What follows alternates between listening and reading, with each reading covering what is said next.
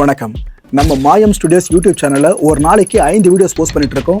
எல்லா வீடியோஸ்க்கான நோட்டிஃபிகேஷன் உங்களுக்கு வரணும்னாக்கா சேனலை சப்ஸ்கிரைப் பண்ணிட்டு கீழே ஒரு பெல் ஐகான் இருக்கும், ஆல் நோட்டிஃபிகேஷன், அதை கிளிக் பண்ணிடுங்க. அதை கிளிக் பண்ணா மட்டும்தான் நான் போடுற வீடியோஸ் ஒன்று நீங்க பார்க்க முடியும். அண்ட் மாயம் ஸ்டுடியோஸ் போலவே மாயம் பக்தி அண்ட் மாயம் லைஃப் ஸ்டைல் இந்த சேனல்ஸையும் சப்ஸ்கிரைப் பண்ணிடுங்க.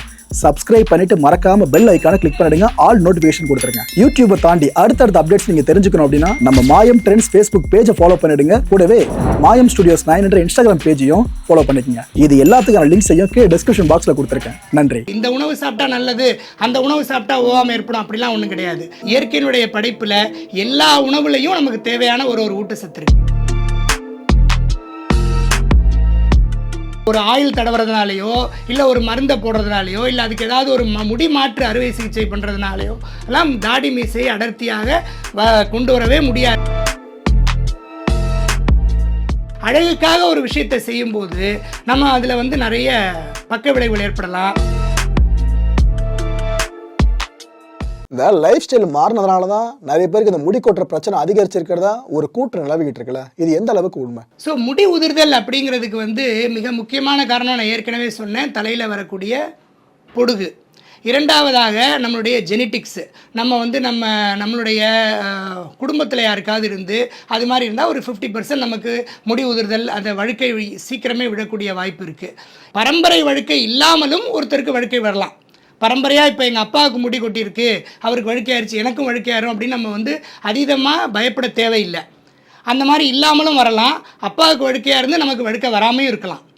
மூன்றாவதாக நம்மளுடைய இப்போ நம்ம நாட்டை பொறுத்த வரைக்கும் நம்ம ஊட்டச்சத்து குறைபாடு அது எல்லா ஆண்களுக்கும் இருக்குது, பெண்களுக்கும் இருக்குது. நம்மளுடைய உணவு முறை, நம்மளுடைய வாழ்க்கை முறை இதெல்லாம் ஊட்டச்சத்து குறைபாடை உண்டு பண்ணக்கூடியதாக தான் இருக்குது. ஸோ நம்மளுடைய உணவு முறையில் நம்ம அதிகமாக சமைச்சிடுறோம். அப்போ அதில் இருக்கக்கூடிய மைக்ரோ நியூட்ரியன்ஸ் நமக்கு லாஸ் ஆகிடுது.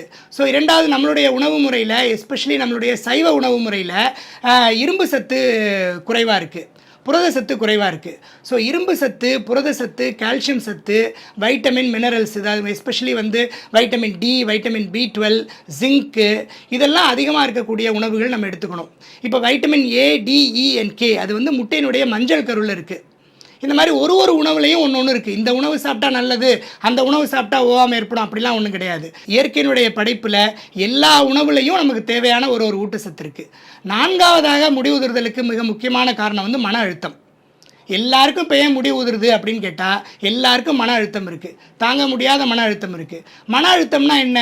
ஒரு விஷயத்தை நம்மளால் செய்ய முடியாத, அதாவது இம்பாசிபிளாக பாசிபிளாக ஆக்குறது தான் மன அழுத்தம். இப்போ நமக்கு என்ன முடியுமோ அதை நம்ம செய்யணும், நமக்கு என்ன கிடைச்சிருக்கோ அதை நம்ம சந்தோஷப்படணும். அதுதான் மன அழுத்தத்தை நீக்கிறதுக்கு ஒரு வழி. வள்ளுவர் சொல்கிறாரு, தனக்குவமை இல்லாதான் தாழ் சேர்ந்தார் கல்லால் மனக்கவலை மாற்றல் அரிதுங்கிறாரு. மனக்கவலை மாற்றல் ரொம்ப அரிது, மனக்கவலைக்கு எந்த மருந்தும் கிடையாது. ஆனால் அவர் ஒரு வழி சொல்கிறாரு, தனக்குவமை இல்லாதான் தாழ் சேர்ந்தார் கல்லால்ங்கிறாரு. தனக்குவமை இல்லாதவன் யார்? தனக்குவமை இல்லாதவன் தன்னுடைய தந்தையாக இருக்கலாம், தாயாக இருக்கலாம், குருவாக இருக்கலாம், ஆசிரியராக இருக்கலாம், அண்ணனாக இருக்கலாம், தம்பியாக இருக்கலாம், தங்கையாக இருக்கலாம், தமக்கையாக இருக்கலாம், குழந்தையாக இருக்கலாம், யாராக வேணா இருக்கலாம், கடவுளாக இருக்கலாம். ஸோ தனக்குவமை இல்லாத, தனக்கு ஒப்புவமை இல்லாத ஒருத்தருடைய அறிவுரையை கேட்டு அவர் வழி நடப்பது நமக்கு மனக்கவலை மாற்றல் எளிது அப்படிங்கிறார் அவர். ஸோ அதனால் இந்த மன அழுத்தம் ஒரு மிக முக்கியமான காரணம். முடி, மீசை, தாடி இது நல்லா அடர்த்தியாக வளர்கிறதுக்கு என்னென்னலாம் செய்யணும்? பல பேருக்கு இருக்கக்கூடிய ஐயப்பாடு இது. இப்போ நம்ம இப்போ நீங்கள் உலக அளவில் பார்த்தீங்கன்னா அந்த ரேஸ், நம்ம இருக்கக்கூடிய ஏஷியன் ரேஸில் நமக்கு இந்த தாடி மீசை இவ்வளோ தான் வரும். இன்னும் நீங்கள் கிழக்கு பக்கம் போக போக சைனா, ஜப்பான்லாம் போனீங்கன்னா தாடி மீசையே இருக்காது. அவங்க ஆல்மோஸ்ட் பெண்கள் மாதிரியே இருப்பாங்க. அவங்களுக்கு அந்த மீசை தாடி ஒரு முடி கூட வளராமல் கூட ஆண்கள் இருக்கலாம் அந்த பக்கம்லாம். ஸோ அதனால் நமக்கு கிழக்கு ஆசிய நாடுகளில் நமக்கு இவ்வளவு தான் முடி இருக்கும். இந்த பக்கம் நீங்கள் மேற்கு பக்கம் போக போக முடி நல்லா அடர்த்தியாக இருக்கும். மத்திய பகுதியில் பார்த்திங்கன்னா மத்திய தரைக்கடல் பகுதியில், அரபு நாட்டு பகுதிகளெல்லாம் நல்லா தாடி வளரும். அதுதான் இந்த அரபு நாட்டில் இருக்கிறவங்களாம் நிறைய தாடி மீசை வச்சுருப்பாங்க. அப்புறம் அந்த பக்கம் வெஸ்டர்ன் சைடு போக போக குறையும். ஸோ இப்படி தான் அது இயற்கையான ரேஷியல் வேரியேஷன்னு பேர். நம்மளுடைய படைப்பே அப்படி தான். ஸோ இதில் நமக்கு எவ்வளவு முடியினுடைய வேர் நுண்ணறைகள், அதாவது ஹேர் ஃபாலிக்கிள்ஸ் அப்படிங்கிறது தமிழில் முடி வேர் நுண்ணறைன்னு சொல்லலாம். எவ்வளவு முடி வேர் நுண்ணறைகள் நம்ம உடம்புல இருக்கோ அதில் தான் முடி வளரும். ஸோ இதில் ஒரு ஆயில் தடவுறதுனாலையோ இல்லை ஒரு மருந்தை போடுறதுனாலையோ இல்லை அதுக்கு ஏதாவது ஒரு முடி மாற்று அறுவை சிகிச்சை பண்ணுறதுனாலையோ அதெல்லாம் தாடி மீசையை அடர்த்தியாக கொண்டு வரவே முடியாது. அதெல்லாம் பண்ணுறதும் தவறு, அது பண்ண வேண்டிய அவசியமும் இல்லை. நமக்கு ஆண்மை அப்படிங்கிறது வந்து தாடி மீசையை வச்சு இல்லை. ஆண்மைங்கிறதுக்கும் தாடி மீசைக்கும் சம்பந்தமே கிடையாது. தாடி மீசையே இல்லாதவங்க கூட நல்ல தாடி மீசை உள்ளவங்களோட ஆண்மை உள்ளவங்களா இருக்கலாம். தாடி மீசை அதிகமாக இருக்கிறவங்க தாடி மீசையே இல்லாதவங்களோட ஆண்மை குறைவானவங்களாகவும் இருக்கலாம். ஸோ ஆண்மை குறைவு அல்லது ஆண்மையினுடைய மிகுதிக்கு வந்து ஹார்மோன்களுடைய செயல்பாடு தான் காரணமே ஒழிய தாடி மீசை காரணம் அல்ல. இந்த சினிமா ஹீரோயின்ஸ்லாம் பார்த்துருப்போம், நிறைய பேர் அந்த பிளாஸ்டிக் சர்ஜரி பண்ணியிருப்பாங்க. கேட்டால் இல்லை எனக்கு வந்து மூக்கு வந்து கொஞ்சம் மழுங்கி இருக்குது, அதை நான் ஷார்ப்பாக மாற்றுறேன், எனக்கு சீக்ஸ் வந்து கொஞ்சம் பெருசாக இருக்குது, அதை நான் கொஞ்சம் ஷார்டன் பண்ணுறேன், அப்படியே அழகாக மாற்றுறேன்னு சொல்லுவாங்க. ஆக்சுவலாக பிளாஸ்டிக் சர்ஜரிலாம் பண்ணுறாங்களே, இதனால ஏதாவது பக்க விளைவு ஏற்பட வாய்ப்பு இருக்கா? அண்ட் எந்தெந்த உறுப்பு எப்படி இருந்தா அழகு டாக்டர்? இதுவும் நல்ல கேள்வி. இந்த ஒட்டுறுப்பு அறுவை சிகிச்சை, முக மாற்று அறுவை சிகிச்சை இதெல்லாம் வந்து நமக்கு அவசியமே இல்லை. அதாவது ஒரு மிக விகாரமான தோற்றம், இப்போ அன்னப்பிளவுன்னு ஒன்று ஏற்படுது இல்லையா, கிளெஃப்ட் லிப் கிளெஃப்ட் பேலட்னு கேள்விப்பட்டிருப்பீங்க, உதடு பிளவு ஏற்படும். அந்த மாதிரி சில விஷயங்களுக்கு வந்து நம்ம பிளாஸ்டிக் சர்ஜரி, அதாவது முக மாற்று அறுவை சிகிச்சை, ஒட்டுறுப்பு அறுவை சிகிச்சை மிக பெரிய வரப்பிரசாதம் மாதிரி அதெல்லாம் பண்ணலாம். இப்போ சில பேருக்கு தீக்காயம் பட்டுருச்சு, அந்த தோல் வந்து கெட்டு போச்சு, அந்த தோலை மாற்றி நம்ம அமைக்கலாம். இப்போ சில பேருக்கு அறுவை சிகிச்சை செய்யப்படுது, வாயில் புற்றுநோய் வருது, அந்த புற்று அகற்றிட்டு நம்ம பண்ணும்போது முகமாற்று அறுவை சிகிச்சை பண்ணலாம். இந்த மாதிரி நமக்கு தேவையான போது ஒரு மருத்துவத்தை நம்ம கையாளலாமே ஒழிய அழகுக்காக ஒரு மருத்துவத்தை கையாள்வது மிகப்பெரிய தவறு. அழகுக்காக ஒரு விஷயத்தை செய்யும்போது நம்ம அதில் வந்து நிறைய பக்க விளைவுகள் ஏற்படலாம். இன்னும் இந்த சிமிட்ரின்னு சொல்லுவாங்க, அதாவது இப்போ நீங்கள் முகத்தில் நடுவில் ஒரு கோடு போட்டிங்கன்னா இந்த ஒரு பக்கத்தில் இருக்கிற மாதிரியான அமைப்பு இன்னொரு பக்கத்தில் வந்து 99% பேருக்கு இருக்காது. ஸோ நீ என்னதான் முகமாற்று அறுவை சிகிச்சை பண்ணாலும், எவ்வளவுதான் பிளாஸ்டிக் சர்ஜரி பண்ணாலும், எவ்வளவுதான் நீங்கள் வந்து இந்த ஒப்பனை பண்ணாலும், எவ்வளவுதான் இப்போ நம்ம ஈஸ்தட்டிக் சிகிச்சை பண்ணுறாங்க, அழகியல் மருத்துவம் பண்ணுறாங்க, இந்த அழகியல் மருத்துவம் பண்ணாலும் இந்த சிமிட்ரி நம்ம கொண்டு வரவே முடியாது. ஸோ நம்ம இறைவனால் நமக்கு படைக்கப்பட்ட இயற்கையால் நமக்கு வழங்கப்பட்ட முகமே நல்ல முகம். முகத்தை வச்சு யாரும் நம்மளை எடை போடுறதே இல்லை. நம்மளுடைய அறிவுத்திறனை வச்சு தான் நம்மளை எடை போடுறாங்க, நம்மளுடைய ஆற்றலை வச்சு தான் எடை போடுறாங்க, நம்மளுடைய நம்பிக்கையை வச்சு தான் நம்மளை எடை போடுறாங்க, நம்மளுடைய நேர்மையை வச்சு தான் நம்மளை எடை போடுறாங்க. ஸோ இந்த சமுதாயம் முன்னேற வேண்டுமானால் அழகு தான் ஒரு முன்னேற்றத்துக்கு காரணம் அப்படிங்கிற எண்ணம் முதல்ல மாறணும். இந்த அழகு தான் முன்னேற்றத்துக்கு காரணம் அப்படிங்கிற மாதிரி விளம்பரங்கள் நிறைய வருது. ஒரு பெண் வந்து கருப்பாக இருந்தால் அந்த பொண்ணுக்கு திருமணம் ஆகாது, அந்த பெண்ணுக்கு வேலை கிடைக்காது. ஒரு பையன் கருப்பாக இருந்தால் அவனுக்கு இன்டர்வியூவில் ஆள் எடுக்க மாட்டாங்க, வேலைக்கு எடுக்க மாட்டாங்க, அவன் சிகப்பாக இருக்கணும், மண்டை நிறைய முடி இருக்கணும் அப்படின்னு எல்லாம் வந்து விளம்பரங்கள் வருது. மண்டைக்குள்ளே மூளை நிறைய இருக்கணுமே ஒழிய, அறிவுத்திறன் நிறைய இருக்கணுமே ஒழிய, ஆற்றல் நிறைய இருக்கணுமே ஒழிய, நேர்மை உண்மை உழைப்பு நிறைய இருக்கணுமே ஒழிய அழகை வச்சு நம்ம எதுவுமே சாதிக்க முடியாது. அழகில்லாத பல பேர் தான் இன்றைக்கி உலகத்தில் பெரிய சாதனைலாம் பண்ணியிருக்காங்க.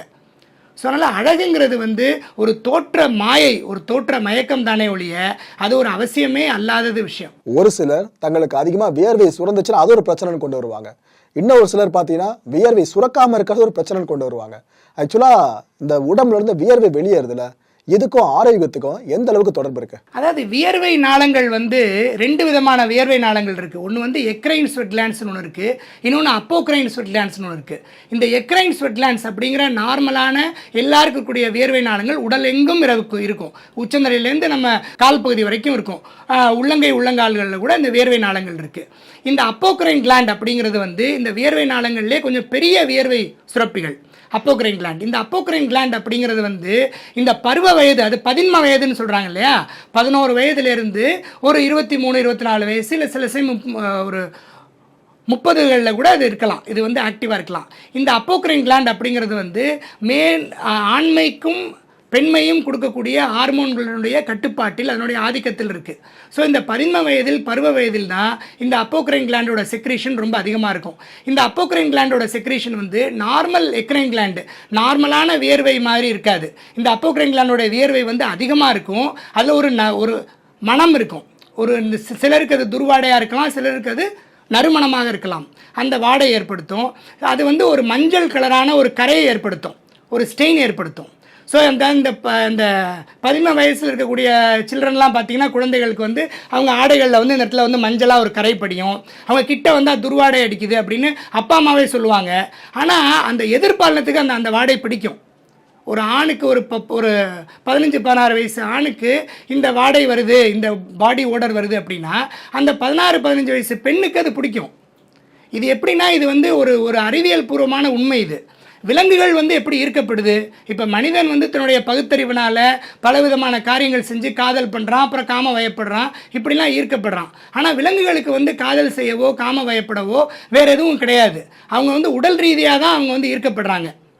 ஸோ உடல் ரீதியாக அவங்கள ஒரு ஆண் விலங்கு ஒரு பெண் விலங்கை ஈர்ப்பதற்கு இந்த அப்போக்ரைன் கிளாண்ட்ஸ் ஒரு முக்கியமான ஒரு வேலையை செய்யுது. அவங்களுக்கு வந்து ஃப்ரெமோன்ஸ்னு பேர், அவங்களுடைய உறுப்பு. அதனால தான் அந்த நம்ம உபயோகப்படுத்துகிறோம் இல்லையா ஒரு சென்ட்டு, அதாவது ஆண் பூனையினுடைய அப்போக்ரைன் கிளாண்ட் செக்ரீஷனை தான் நம்ம வந்து அத்தராக யூஸ் பண்ணுறோம். புணுகு பூனைன்னு சொல்லுவாங்க. அந்த புணுகு பூனையினுடைய அந்த வியர்வையை தான், அது உடல்லேருந்து வரக்கூடிய திரவத்தை தான், இந்த ஃப்ரமோன்ஸுங்கிற திரவத்தை தான் உலகிலேயே மிக உயர்ந்த அத்தருங்கிற சென்ட்டாக நம்ம நறுமண பொருளாக நம்ம உபயோகப்படுத்துகிறோம். ஸோ அதனால் இது வந்து துர்வாடையாக நினைக்கிறது தவறு. அந்தந்த வயதில் ஏற்படக்கூடிய ஒரு இயல்பான உடல் இயங்கியல் தன்மையை சேர்ந்தது. ஸோ இப்போ ரொம்ப துர்வாடை அடிக்குது, அவங்களாலே தாங்க முடியல அப்படின்னா அந்த அவங்களுடைய கிளாண்டில் வந்து ஏதோ இன்ஃபெக்ஷன் இருக்குது, பாக்டீரியா தொற்று இருக்குது, அவங்க சரியாக குளிக்கலை, வியர்வையை வாஷ் பண்ணலை அப்படின்னு அர்த்தம். ஸோ அவங்க வந்து நல்லா 2 வேளை குளித்து சுத்தமாக வச்சுக்கிட்டாங்க அப்படின்னா அதில் ஒன்றும் அது வந்து மற்றவர்களுக்கு அருவருக்கத்தக்க ஒரு துர்வாடையை, ஒரு கெட்ட மனத்தை ஏற்படுத்தாது.